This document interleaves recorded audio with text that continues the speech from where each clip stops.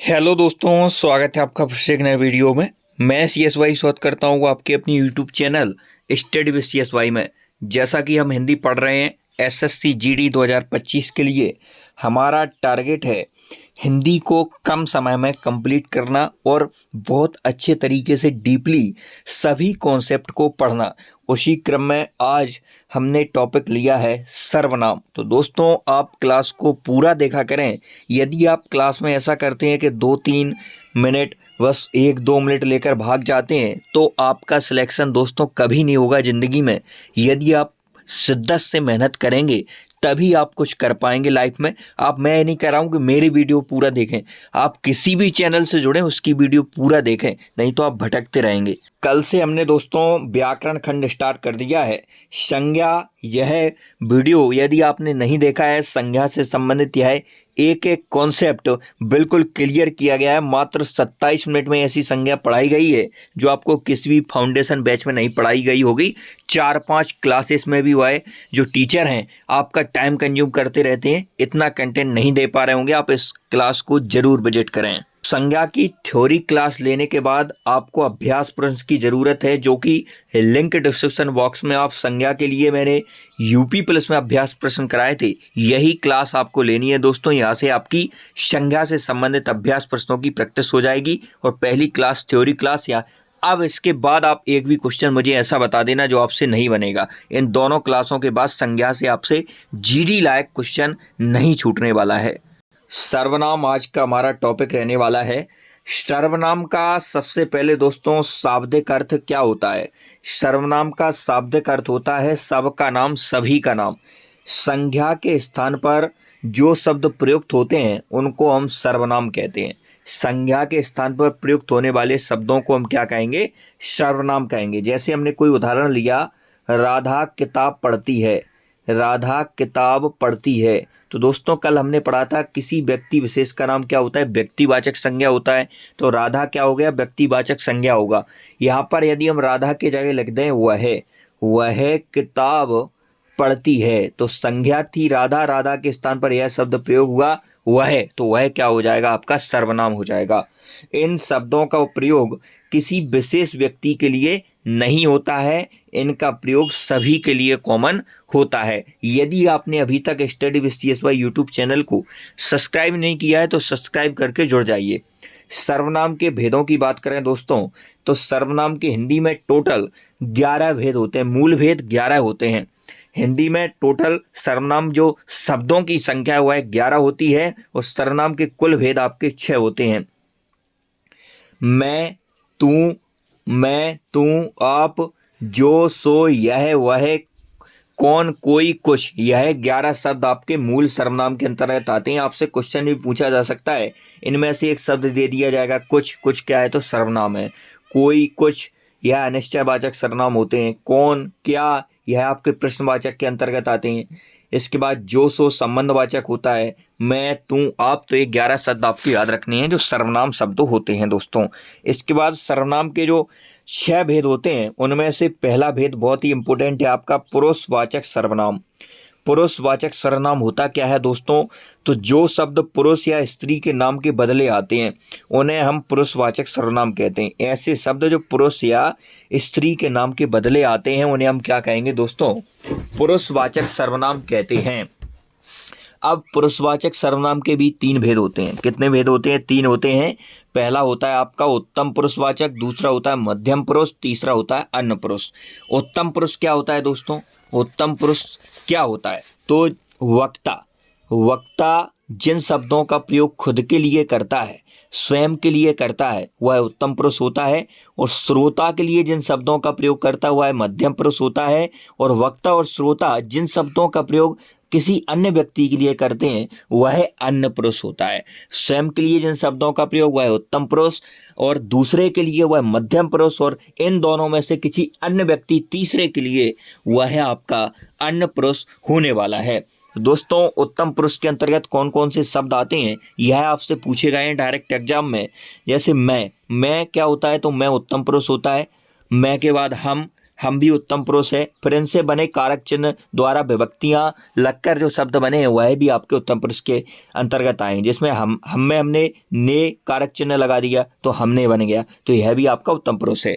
मैं, हम, हमने, मेरा, मेरा के बाद आप याद करेंगे हमारा, मेरा, हमने, हमारा, हमसे ही बने हैं कारक चिन्ह लगाकर, हमारा, मुझको और मुझे, यह सब शब्द आपके उत्तम पुरुषवाचक सर्वनाम के अंतर्गत आते हैं। तो क्वेश्चन कैसे बनेगा दोस्तों, आपसे दिया जाएगा कि मैं कौन सा सर्वनाम है, आपसे ऑप्शन में दिया गया उत्तम पुरुष, मध्यम पुरुष, अन्य पुरुष, तो मैं क्या हो जाएगा, उत्तम पुरुष आ जाएगा। मैं मतलब स्वयं जो बोलने वाले व्यक्ति वक्ता है वो स्वयं मैं शब्द का प्रयोग अपने लिए करता है, तो उत्तम पुरुष हो जाएगा। इसके बाद मध्यम पुरुष क्या होता है दोस्तों, तो मध्यम पुरुष जो वक्ता है वह जो श्रोता के लिए, दूसरे के लिए जिन शब्दों का उपयोग करता है उसे हम मध्यम पुरुष कहते हैं। मध्यम पुरुष में जैसे तुम आ गया, तू आ गया, तुम, तूने आ गया, यह तुमसे बने विभक्ति चिन्हों के द्वारा अन्य शब्द हैं। तूने, तुमको आ गया, आपने आ गया, आपको आ गया, यह सब शब्द आपके मध्यम पुरुष के अंतर्गत आते हैं। तुम, तूने, तुमको, आपने, आपको, यह शब्द क्या हो जाएंगे, आपके मध्यम पुरुष हो जाएंगे। इसके बाद बारी आती है अन्य पुरुष की, तो अन्य पुरुष में वह, यह, ये, वे, इन, उन, इन्हें, उन्हें, ये सारे शब्द आपके तीसरे व्यक्ति की ओर इंगित कर रहे हैं। आप जैसे वाक्य में प्रयोग करके देखेंगे, जैसे मैं और तुम दोनों खड़े हुए हैं और बातें कर रहे हैं कि वह व्यक्ति तो यार बहुत अच्छी उसकी पढ़ाई चल रही है, तो वह मतलब हमारे पास नहीं है, किसी अन्य के बारे में बात कर रहे हैं, तो वह क्या हो जाएगा, अन्य पुरुष हो जाएगा। वह, यह, ये, वे, इनके बाद इन्हें, उन्हें, यह शब्द क्या हो जाएगा, आपके सारे अन्य पुरुष हो जाएंगे। इसके बाद सर्वनाम का अगला भेद आता है, वह है निश्चयवाचक सर्वनाम।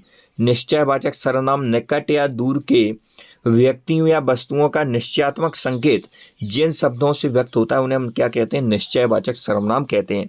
चाहे वो निकट की वस्तु हो, आपके निकट हो या दूर हो, व्यक्ति हो या वस्तु हो, जिनकी ओर निकट या दूर की वस्तु के लिए किसी व्यक्तियों और वस्तुओं का निश्चयात्मक संकेत, मतलब एक निश्चित भाव हमारे मन में प्रकट हो कि यह वस्तु हमारे पास में, वहाँ पर निश्चयात्मक संकेत प्रकट होता है, वहाँ पर निश्चयवाचक सर्वनाम होता है। इसलिए हम जो संकेत, हम बार बार कह रहे हैं कि संकेत प्रकट होता है, तो इसीलिए निश्चयवाचक सर्वनाम को हम संकेतवाचक सर्वनाम भी कहते हैं।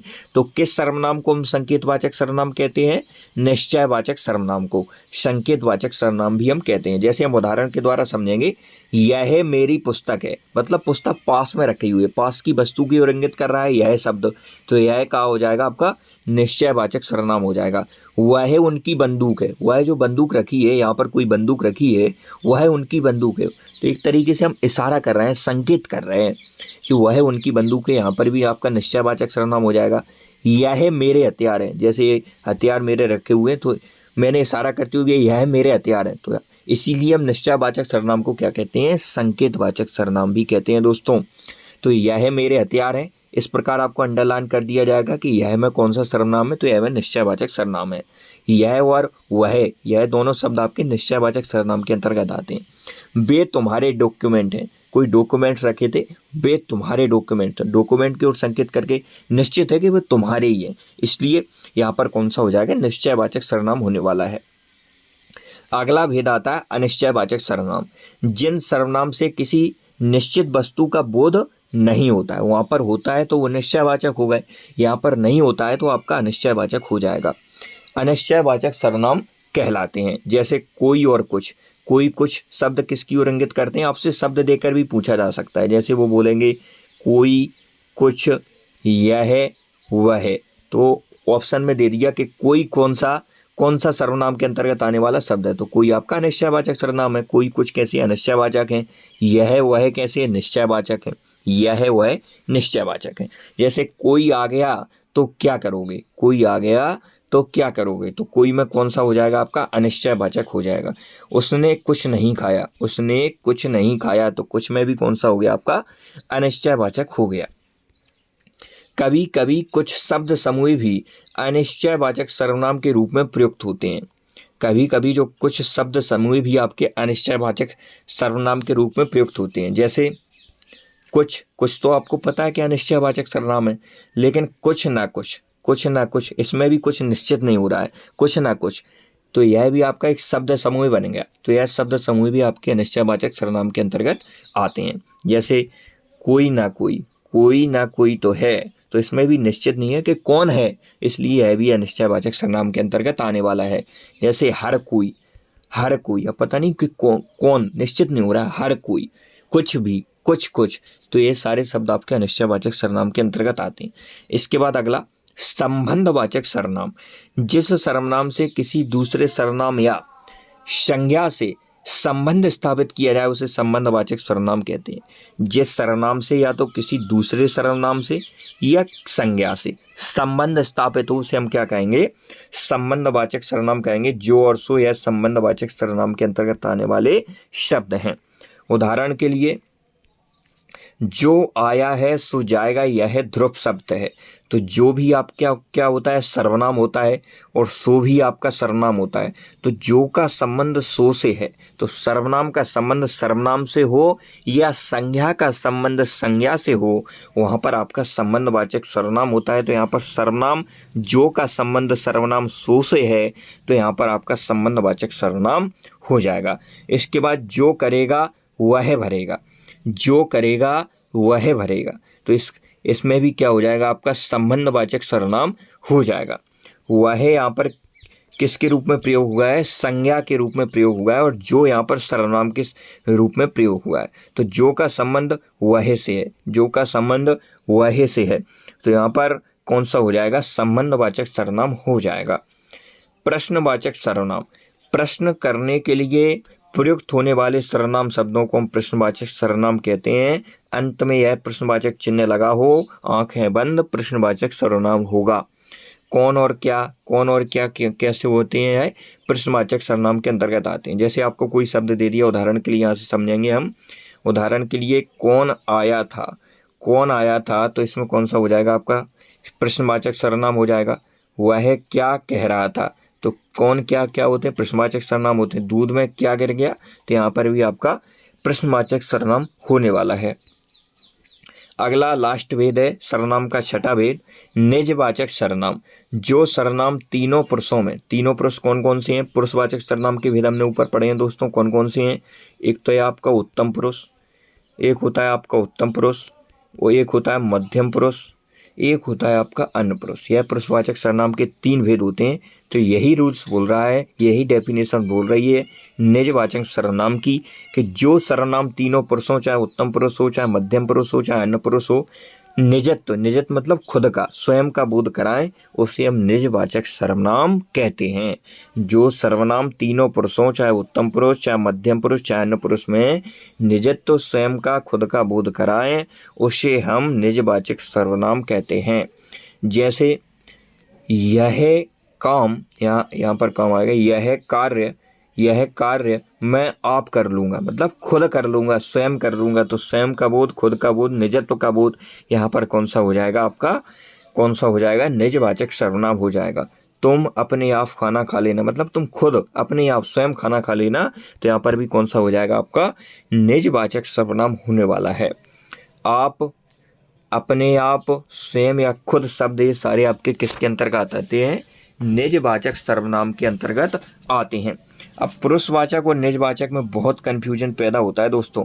पुरुषवाचक सर्वनाम और निजवाचक में बहुत कन्फ्यूजन होता है। यहीं पर हम उस कन्फ्यूजन को दूर करेंगे। पुरुषवाचक और एक तरफ हमने लिखा है निजवाचक सर्वनाम। निजवाचक मतलब जो खुद के लिए प्रयोग होते हैं, और पुरुषवाचक के हमने 3 भेद पढ़े हैं। एक तो पढ़ा है उत्तम पुरुष, एक मध्यम पुरुष और एक अन्य पुरुष। तो पुरुषवाचक सर्वनाम के उदाहरण क्या होते हैं, जैसे आप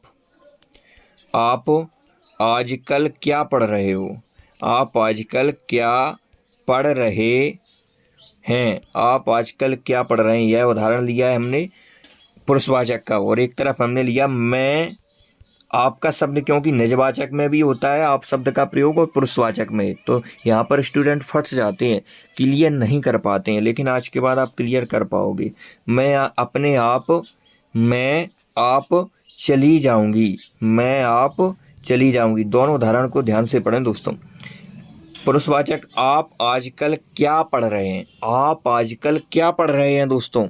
तो आपका प्रयोग यहाँ पर मध्यम पुरुष के लिए है, दूसरे के लिए हुआ है। कोई व्यक्ति आपसे पूछ रहा है कि आप आजकल क्या पढ़ रहे हैं, जीके पढ़ रहे हैं, इंग्लिश पर जोर दे रहे हैं या स्टैटिक पढ़ रहे हैं, क्या पढ़ रहे हैं आप आजकल, तो मतलब दूसरे व्यक्ति की ओर जोर दे रहा है।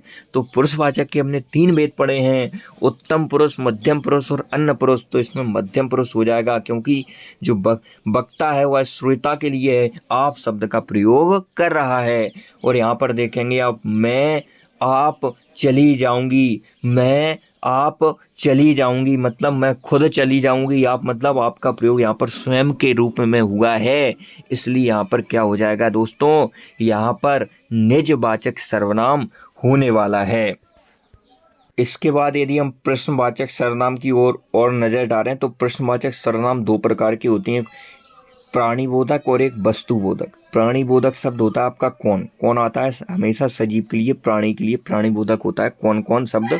इसके बाद क्या और क्या क्या शब्द मिलकर भी आपके वस्तुबोधक के अंतर्गत आते हैं दोस्तों वाकई में आप यदि शिद्दत से, लगन से, मेहनत से तैयारी कर रहे हैं और हिंदी में 40/40 करने की सोच रहे हैं तो आपको बेझिझक होकर study with CSY YouTube channel पर जाना है। लिंक डिस्क्रिप्शन बॉक्स में है। SSC GD 2025 complete Hindi class के नाम से प्लेलिस्ट बनी हुई है। यहाँ पर 11 क्लासेस हो चुकी हैं, आज की काउंट करके 12 हो गई हैं। तो इन क्लासेस को यदि आपने नहीं लिया है तो इन क्लासेस को ज़रूर लें। यहाँ से हमने स्टार्ट किया था अनेक शब्दों के एक शब्द से। इसके बाद ये सारी क्लासेस आपको हल्की ज़रूर दिख रही हैं, छोटी ज़रूर हैं, पर इसमें कंटेंट इतना है कि घंटों ढूंढने के बाद भी आपको ऐसा कंटेंट नहीं मिलेगा। घंटों आप खर्च कर देंगे हिंदी में, ऐसा कंटेंट मुश्किल में ही आपको मिलने वाला है इतने कम समय में। इसलिए आप इन क्लासेस को ज़रूर अटेम्प्ट करें। स्टडी विद CSY के नाम से ये हमारा ऑफिशियल टेलीग्राम चैनल है। इससे जुड़ने के लिए लिंक डिस्क्रिप्शन बॉक्स में है, इससे ज़रूर जुड़ें। यहाँ पर आपको सभी क्लास की इन्फॉर्मेशन समय पर मिल जाती है। उसके बाद कोई भी इन्फॉर्मेशन, इस प्रकार के जो क्यूज हैं वह भी कराए जाते हैं। इसके बाद कोई भी इन्फॉर्मेशन आती है सबसे पहले यहाँ पर डायरेक्ट लिंक अपलोड कर दी जाती है। आपको कहीं भी किसी साइट पर नहीं ढूंढना है, आप यहाँ से डायरेक्ट लिंक पर पहुँच जाते हैं। चाहे वो NTPC का नोटिफिकेशन आया हो, चाहे इसके बाद वो CISF फायरमैन का, सारी जानकारी इस पर सबसे पहले दी गई थी। तो आप इस चैनल से ज़रूर जुड़ें। आज की वीडियो तक मिलते हैं नेक्स्ट वीडियो में, तब तक के लिए जय हिंद। चैनल को सब्सक्राइब करके जुड़ जाइए दोस्तों।